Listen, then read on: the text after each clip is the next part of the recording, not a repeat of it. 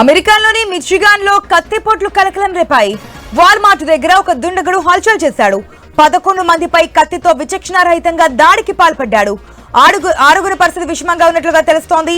మరో 5గురికి తీవ్ర గాయాలయ్యాయి. మిచిగాన్ లో ట్రావర్స్ సిటీలో ఘటన చోటు చేసుకుంది. ఘటనపై కేసు నమోదు చేసుకున్న పోలీసులు నిందితుడిని అదుపులోకి తీసుకున్నారు. ఆ విజువల్స్ కూడా మనం చూస్తున్నాం. వాల్మార్ట్ దగ్గర చోటు చేసుకున్నటువంటి విజువల్స్, ఆ దుండగుడు ఎవరైతే అటాక్ చేస్తున్నటువంటి విజువల్స్ కూడా మనం క్లియర్ గా ఐ న్యూస్ స్క్రీన్ లో ఎక్స్క్లూజివ్ గా చూస్తున్నాం.